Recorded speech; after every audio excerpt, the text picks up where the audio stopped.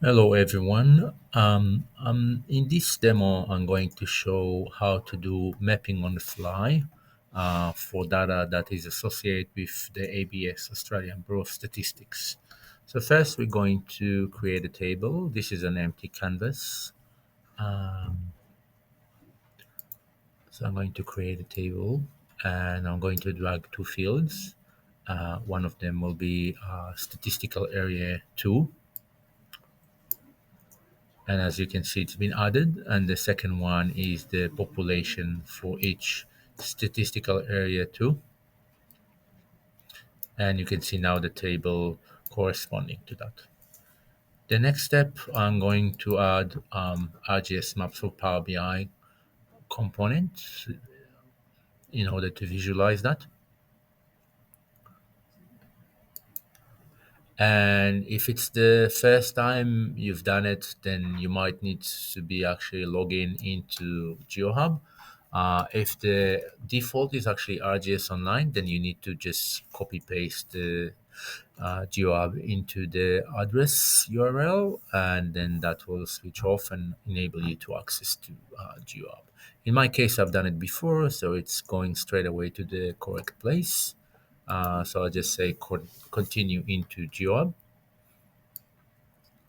And in the next step, what I'm going to do, you can see there's like an empty map. I'm just going to drag the SA2 field into the location box, as you can see here.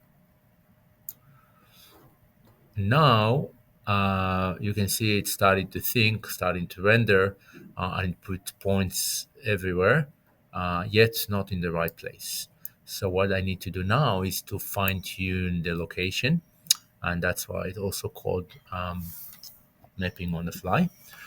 So I'm going to update location type.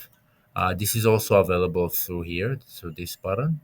So I'm going to do update location. And I don't want to actually present this as points. I want to present it as the real geometry, which is the polygon. So I'm going to select boundaries, and I'm going to select Australia.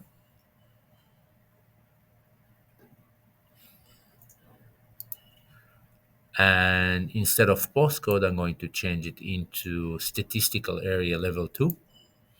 And I'm okay with the sensitivity, so we don't need to do exact match, but I think I can trust that it will find majority of this in a quite good level. And what happens now is the data will be mapped on the fly, and as you can see, all the polygons corresponding to the SA2s are actually appearing on the map. Obviously, we can do some more work on that. You can change the base map, let's say something which has better match, like a gray light canvas. You can also go here into some of the settings and change the symbology if you like. You can also change the symbology that will be derived from a specific field if that's the case. And that is all about mapping ABS geometries and data on the fly within Power BI. Thank you.